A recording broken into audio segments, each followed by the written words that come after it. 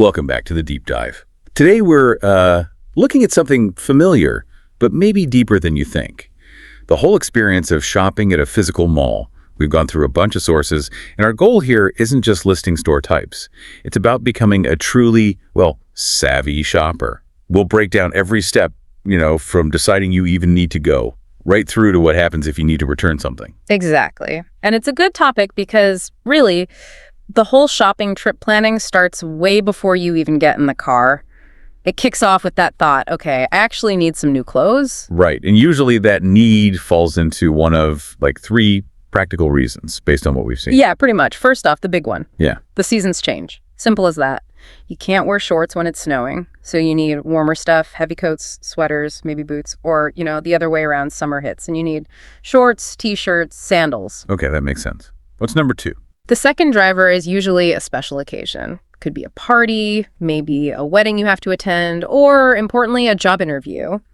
These events often mean you need something specific. A dress, a suit, a really sharp shirt. Maybe something a bit nicer or more formal than your everyday wear. Gotcha. And the third? And the third one, honestly, is just stuff getting worn out. Your favorite jeans get a hole, a shirt gets a stain that just won't come out, or things just look tired, Yeah. It's not about wanting something new. It's about replacing something that's reached the end of its useful life. Okay, so the need is established. And the place we're focusing on today is the classic shopping mall, or it's just the mall. Yeah. We all know what it is. But let's think strategically. Is this big indoor space, lots of different stores all together, super convenient, especially with the weather, right? AC in summer, heating in winter. Absolutely. That controlled environment is key. And the sheer variety is its strength. Yeah. You park one time and you've got access to, dozens of stores. You have clothing stores for everyone, men, women, kids. Then you have the big department stores. Yes, department stores. They're kind of like a mini mall inside the bigger mall, aren't they? That's a great way to put it, yeah. They have sections or departments for everything: clothes, shoes, sometimes makeup, maybe even housewares. It's very efficient if you have a mixed list. Plus, you've got specialty stores focusing on just one thing, like shoes or jewelry or electronics. And crucially, there's the food court. Oh, definitely. Can't forget the food court. It's that area specifically for eating, right? With lots of different little casual restaurants, pizza, burgers, maybe Chinese food, salads. And the great thing is the shared seating. If you're with friends, one person can get pizza, another gets tacos, but you can all sit together. Exactly. It's more than just food, though. It's kind of essential for taking a break, recharging your batteries. A long shopping trip can be tiring. Okay, logistics. Let's talk timing. This seems critical. Weekends versus weekdays. Big difference, yeah. Huge difference. Our sources really highlight this contrast. Go on a weekend, Saturday or Sunday, and it's busy. Really busy, parking lots full, lots of people everywhere. The atmosphere can be energetic, exciting even. But the downsides? The downsides are significant if you're on a mission. Long lines at the checkout, fitting rooms are packed, and honestly, the stores themselves can get messy and disorganized because so many people are browsing. Okay, so what about weekdays? Like a Tuesday or Wednesday afternoon? Much, much quieter. Fewer people, easier parking. The big advantage is it's calmer, more relaxed. You can actually browse without bumping into people constantly. Lines are short, stores are generally cleaner and more organized because the staff have had a chance to tidy up. So the choice really depends on what you're looking for in the experience, doesn't it? Precisely. Do you want that busy, social, maybe slightly chaotic energy? Go on a weekend. If you want a calm, efficient trip where you can focus and maybe get more help from staff, aim for a weekday. All right, let's say we picked a calm Tuesday. We walk into the mall. What's the first impression? Well, there's usually a kind of general sound, isn't there? A sort of background hum of activity, people talking, maybe some music playing from the stores. And visually, you see these wide walkways with storefronts stretching out on both sides. And those storefronts often have pretty creative window displays, right? Using mannequins dressed in the latest styles. Exactly. Those displays are designed to catch your eye, show you what's new, how clothes look together. It's visual merchandising. And you'll see people doing window shopping, just looking, maybe getting ideas, not necessarily planning to buy anything right then. It's a free activity, just seeing what's out there. So if you are there to buy something specific, what's the first tactical move? Find the mall directory. It's your best friend for navigation. Usually they're near the main entrances. Sometimes it's a big physical map. Sometimes it's a digital touchscreen thing. And how do you use it effectively? Well, it lists all the stores alphabetically, tells you where they are, like level 2 near the food court, and there's always a map with a helpful "you are here" marker so you can get oriented. The smart way to use it is to look for categories. Don't just scan the whole list for one store name. Look under men's clothing or shoes to see all your options in one go. Good tip. And you mentioned walking.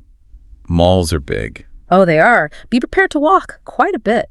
Seriously, wear comfortable shoes. That's maybe the most practical tip anyone can give you for a mall trip. Okay, so we use the directory, find our store. Let's say it's a big department store with multiple floors. How do we find, say, men's sweaters? Inside the store, look up. They usually have big signs hanging from the ceiling pointing you in the right direction. Men's sweaters, maybe with an arrow, or women's dresses. Yep. And yeah, if it's multi-level, you'll be using the escalator or maybe an elevator to get between floors. Once we're in the right section, we start browsing. What does that actually involve? Browsing is that casual looking. You're scanning the racks, those metal bars holding all the clothes on hangers. You might reach out and touch the fabric. Is it soft? Yeah. Thick? You're looking at colors? Styles? Is it a pullover sweater or does it have a zipper? Just getting a feel for what's available. Okay, so you see something you like.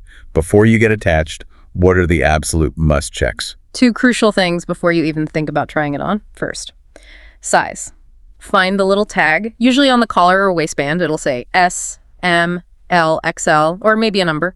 Racks are usually organized by size, which saves time. Make sure you're looking at the right size section. And the second check. Price. Find the price tag. Sometimes it's paper, sometimes fabric. See how much it costs. Does it fit your budget? No point falling in love with something you can't or won't pay for. All right, let's talk about getting a deal. The magic word, sale. Ah, yes. Everyone loves a sale. You'll see signs everywhere. Sometimes it's simple. The original price is crossed out. New lower price is shown. Easy. But then there were percentages off, right? Like 25% off. Yep. Or sometimes it's buy one, get one, often called BOGO. Like, the BOGO 50% off means you buy one item, the second one is half price. Or even BOGO free, buy one, get a second one, totally free. What about that phrase, up to 50% off? Is that tricky? It can be. Up to means 50% off is the maximum discount you might find, but it doesn't apply to everything on that rack or in that section. Some things might only be 10% or 20% off. You still need to check the individual item's price or discount. And where do we find the really big discounts? Usually on the clearance rack. Clearance is a special kind of sale, often for stuff that's out of season or they just need to get rid of. These racks can be messy, you might have to dig a bit, but that's where you often find the deepest discounts, sometimes 50%, 60%, even 70% off the original price. True bargains are often found there. And if the sale sign is confusing, like what are those complicated BOGO deals? Just ask. Find a salesperson and politely say, "Excuse me, I'm a little confused by the sign. Can you tell me how much this would actually cost with the discount?" It's totally fine to ask for clarification. Okay, found something, check the size, check the price, maybe it's even on sale. Now, for the moment of truth, as they say, trying it on. Yes, the fitting room or dressing room. And you really have to try clothes on. Sizing is just wildly inconsistent between different brands. A medium in one brand might be totally different from a medium in another. So how do we navigate the fitting room process? First, you got to find it. Look for signs, or just ask someone, "Excuse me, where is the fitting room?" Then, almost always, you need to speak to the attendant who works there before you go in. Why is that? Well, they need to control how many items go into the rooms. They'll ask, "How many items do you have?" Stores have limits, maybe 6 or 8 items at a time. It's partly to prevent stealing, unfortunately. They might give you a little plastic tag with a number on it showing how many items you took in. And then you get your own little room. Yep, a small, private space, just a mirror, some hooks on the wall to hang the clothes and your own stuff. Okay, so you're in there trying things on. We need some vocabulary to describe how things fit, right? Definitely. If it's good, you might think, this fits perfectly, or it feels really comfortable. If it's not right, you need specifics. Is it too big or too loose? Maybe the sleeves are way too long. Or is it too small or too tight? Can you barely button it? And for pants, specifically. Yeah, common problems with pants are they're too long, meaning they bunch up around your ankles or drag on the floor. Or too short, showing too much ankle. Or maybe they fit in the legs, but are too tight in the waist. What if you find something you really like, but the fit is just slightly off? Say the sweater's a little too big. The smart move is to politely ask the fitting room attendant for help. Go out and say, "Hi, I really like this sweater, but it's a little too big. Do you happen to have it in a small..."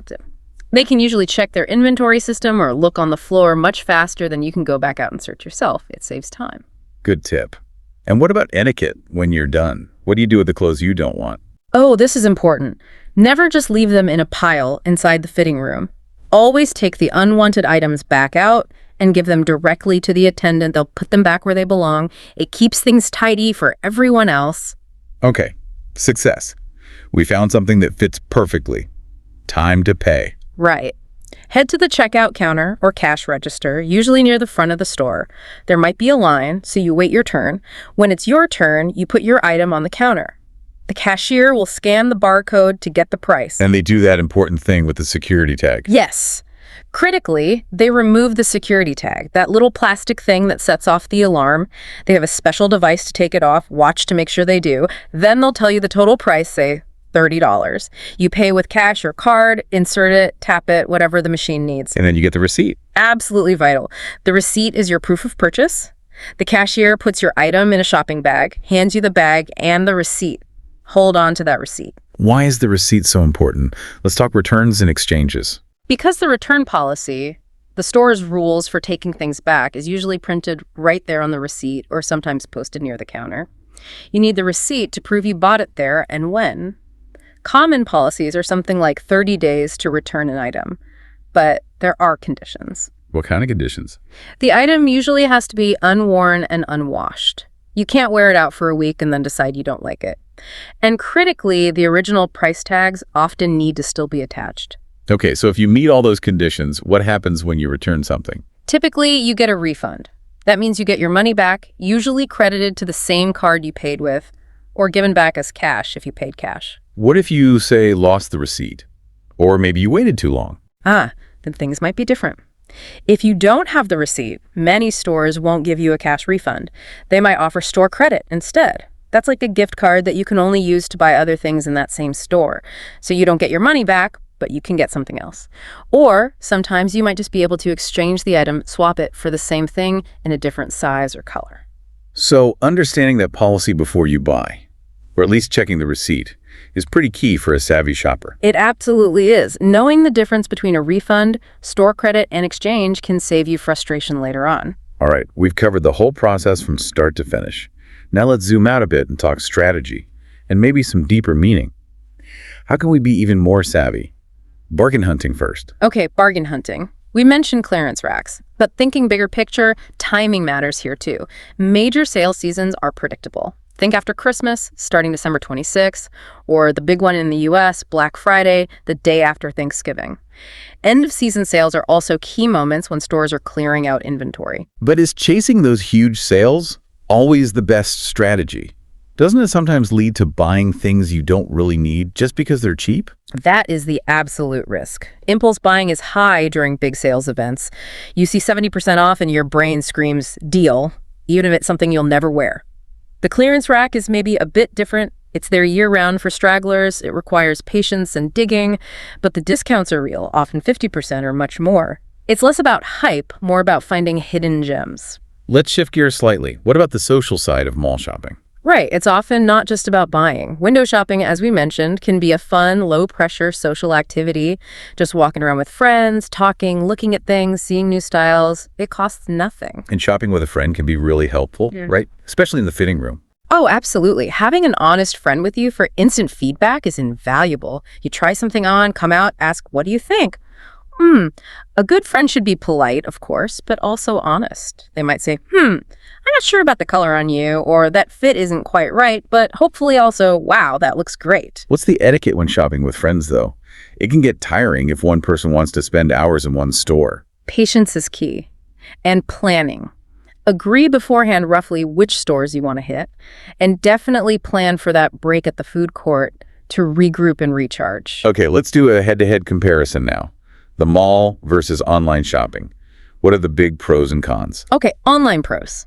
Obvious convenience, right? Shop from your couch, 204/7. The selection is potentially huge worldwide, really, and it's often easier to compare prices. The biggest one, You can't try things on. This leads to way more returns. You also can't feel the fabric. Is it soft, scratchy? You have to wait for shipping, so no instant gratification. And returning stuff often means packing it up and mailing it back, which can be a hassle. Okay, now mall pros. You can try things on, so you're much more confident the item actually fits and looks good before you buy. You can feel the quality of the fabric. You get the item immediately, instant gratification, and as we said, it can be a social experience. And mall cons. Well, it's less convenient. You have to physically go there, deal with traffic, parking. The selection is limited to what those specific stores carry. And as we discussed, it can be stressful or inefficient if it's really crowded. So given all that, is there a way to get the best of both worlds? Yes. This is what some sources call the hybrid approach. It's a really savvy strategy, actually. You use the physical store, the mall, for research. You go, you find the exact pair of jeans, the exact sweater, the exact size and style that fits you perfectly. You touch it, you try it on, you gain that confidence. But you don't buy it there. Not necessarily. You make a note of the exact brand, style, name, or number, and size. Then you go home and search for that exact item online. You use price comparison websites, look for coupon codes, check different retailers. Often, you can find the identical item for a significantly lower price online once you know precisely what you're looking for. That's clever. You eliminate the biggest risk of online, bad fit, and the biggest risk of the mall, paying full price. Exactly. It takes a bit more effort, but it maximizes both confidence and savings. Finally, let's touch on the deeper meaning here. Shopping for clothes isn't just functional, is it? It's about self-expression. Absolutely. Clothes are a powerful form of nonverbal communication. What we wear sends messages about our personality, our mood, how we see ourselves, even our identity before we say a single word. So it's important to think about personal style. Very much so. Personal style is your unique way of dressing that makes you feel comfortable, confident, and authentically you. It could be classic, or maybe more artistic, or sporty, or edgy. It reflects who you are. This is different from just chasing fashion trends, or what's often called fast fashion. What's the difference? Trends are styles that become popular very quickly, often pushed by retailers, but then disappear just as fast. Think like a particular color or silhouette that's everywhere for 6 months, then gone. Constantly chasing these trends can be stressful, expensive, and often unsustainable. You end up with a closet full of clothes you don't really love or that feel dated quickly. So being a thoughtful shopper means focusing more on personal style. Yes. Before you buy something, especially if it's trendy, ask yourself some thoughtful questions. Do I genuinely love this piece or just the idea of it? Does this actually fit with my overall personal style? And maybe crucially, do I already own other things I can easily wear this with? It's about building a wardrobe of pieces you truly value and feel good in, rather than just accumulating stuff. That feels like a much more mindful approach. Yeah. Okay, let's try and wrap this up. If we had to distill this deep dive into, say, 4 essential takeaways for becoming that savvy, thoughtful shopper, what would they be? Okay, 4 steps. 1, be a savvy navigator. Use that mall directory, know the store layouts, and maybe use those weekday versus weekend insights strategically. 2, Master the fitting room. Always try clothes on. Learn the vocabulary for fit, too big, too tight, too long, and understand the process with the attendant. Great. Understand the checkout and beyond. Always, always keep your receipt. Know the store's return policy before you need it. Understand refund versus store credit versus exchange. And finally, number 4. Be a thoughtful shopper. Consider that hybrid approach. Focus on building your authentic personal style rather than just chasing fleeting fast fashion trends. Ask yourself those deeper questions before you buy. Excellent summary. It covers the journey from logistics to psychology. So maybe a final thought for everyone listening to Mull Over. We've talked about clothes as nonverbal communication. Take a moment and think, what message is your current wardrobe really sending about you? And looking forward, how can focusing more intentionally on your own authentic personal style, rather than just what's trendy, lead you to make shopping decisions that feel more confident, more mindful, and ultimately more you? Welcome back to the Deep Dive. Today we're talking about something universal. Hobbies, free time, what you do when you're off the clock. Right. And it's more than just, killing time. Hobbies are a big part of who we are, how we connect. Absolutely. But we're not just listing activities today. This is a deep dive, right? Yeah. We're going to get into the why. Yeah. The psychology behind it all. Exactly. Let's maybe start with some quick definitions. What is free time? Good point. It's basically, time that's yours. Not work, not studying, just you time. And a hobby. That's key too. It's something you do regularly in that free time, purely for fun or relaxation, critically, not for money. That's the traditional definition anyway. Okay, got it. So our mission today is to go deeper than just saying, I like reading or I watch movies. We're looking at the structure, the purpose of leisure. Yes. Analyzing how we actually invest that time, like you said earlier. I like that framing, investing in yourself. Yeah. So when we talk about actually starting a hobby, the sources use phrases like to take up a hobby. Yeah, or to get into something, like when you really start dedicating time and energy to it. So why do people do that? Yeah. What's the core motivation, psychologically speaking? Well, a huge part of it is simply dealing with modern life, stress. Hobbies can be a really powerful counterbalance. How so? Like a distraction? More than just distraction, when you're deeply focused on something, say, intricate, like knitting or playing an instrument, your brain kind of enters a different mode. It's almost a form of mindfulness, forcing a break from anxiety. Oh, like a mental reset. Yeah. Makes sense. And what if your job isn't particularly, creative? Then that hobby becomes even more vital, doesn't it? It's a necessary creative outlet. The sources really stress this idea of balance. Balance between what? Work and play. Between different types of thinking, really. If your job is all logic and structure, maybe something like painting or writing fiction lets a different part of your brain take the wheel for a bit. Prevents you from getting stuck in one mode. Yeah. Keeps things fresh. Exactly. Yeah. Avoids that feeling of, mental stagnation. And there's definitely something about making things, isn't there? That feeling of accomplishment. Oh, absolutely. Learning a new skill, finishing a project, whether it's building a shelf or mastering a tricky recipe, that gives you a real tangible confidence boost. Yeah, proof that you're capable outside of your job description. For sure. And let's not forget the social angle. Hobbies are like one of the best ways to meet people. Naturally, without the pressure of, say, networking events. Right. You join a club, a class, a team. You instantly share something, a common interest. It's a much more organic way to build connections with like-minded people. Okay, so the why includes stress relief, creativity, confidence, connection. Now let's get analytical, like we promised. How do different types of hobbies deliver these things? You mentioned active versus passive. Yes, this distinction is really crucial for understanding satisfaction in the long run. Active hobbies, they require effort.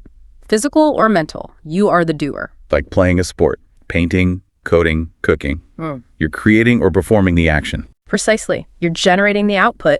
It leads to that sense of achievement we talked about. Okay, so passive hobbies are the opposite. Receiving, consuming. Pretty much. Watching TV series, listening to music or podcasts, maybe even reading for pure escapism. You're the observer, the audience. It's low effort. And that's good too, right? For relaxing, unwinding when you're tired. Definitely. Passive activities are excellent for recovery and just, switching off. But, and this is where the self-analysis comes in for you, the listener, the balance is key. Because a life only filled with passive stuff could feel a bit empty, like you're just watching life go by. Exactly. You risk feeling like a spectator. It might be relaxing, but maybe not deeply fulfilling in the long term. But the flip side is also true, isn't it? Only active hobbies. That sounds exhausting. Totally. Imagine training for a marathon and learning Mandarin and volunteering extensively. You'd burn out. You'd just replace work pressure with leisure pressure. So it's about mixing it up, achievement and rest. That's the core insight.